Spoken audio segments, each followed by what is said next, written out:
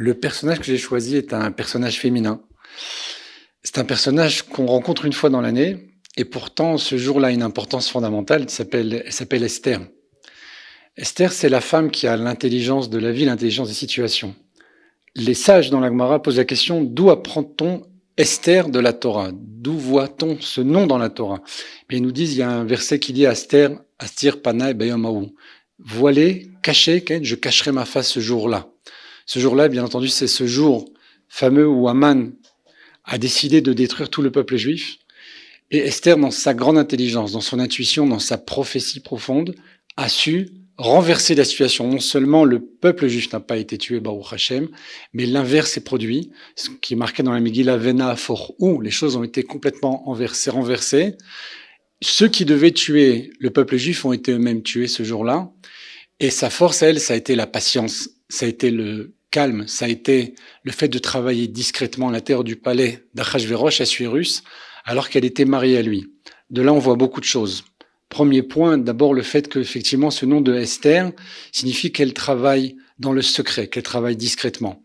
La deuxième chose, effectivement, c'est qu'elle s'appelle donc Esther, c'est pas pour rien. On l'a dit, c'est parce qu'elle représente le fait que Dieu se cache.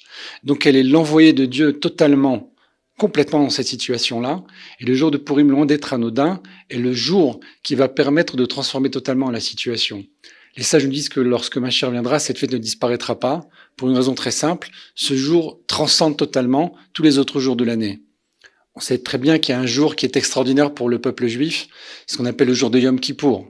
Alors les sages nous disent, c'est Yom Akipurim, oui, c'est comme Purim. C'est-à-dire que le jour de Kippour ressemble à Purim, avec toute la sainteté, toute la grandeur, toute la pureté qu'il y a dans ce jour.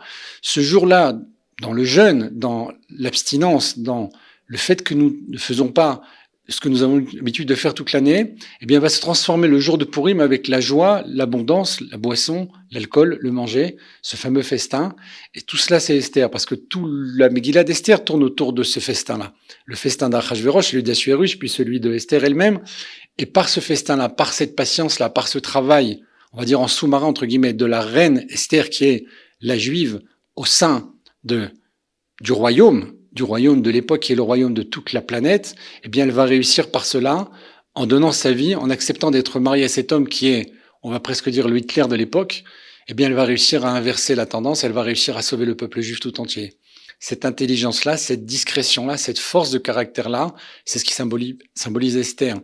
Et c'est pas un hasard si, comme on l'a mentionné parfois dans d'autres vidéos, il y a un aspect qui est un dénominateur commun à tous ceux qui vont libérer le peuple juif, parce qu'ils ont toujours deux.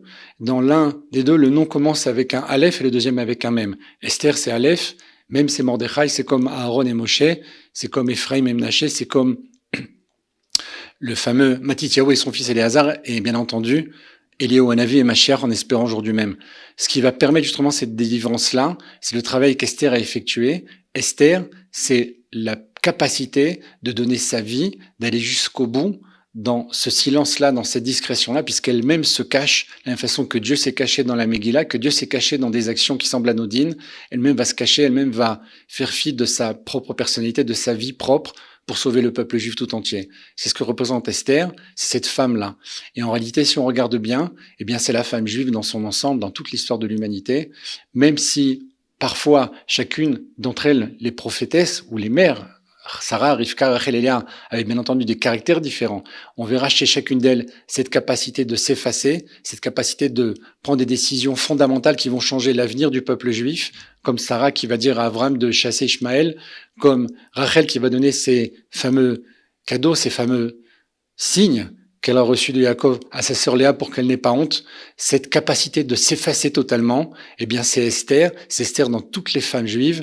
Et cette Esther-là, eh bien, elle se retrouve bien entendu dans celle qui porte son nom, mais aussi dans les autres, parce que c'est la femme juive par excellence, celle qui se dévoilera lorsque Mashiach viendra, celle qui montrera qu'elle a réussi pendant toute l'histoire du peuple juif, pendant l'exil, à se cacher, à faire un travail discret, un travail profond, sans se démarquer, pour laisser la place à l'autre, pour laisser la place à son époux, à son frère, comme Myriam avec Moshe, comme dans toutes les autres histoires, pour pouvoir amener la Géoula, la délivrance, le dévoilement de Dieu qui s'est caché justement en espérant encore aujourd'hui même.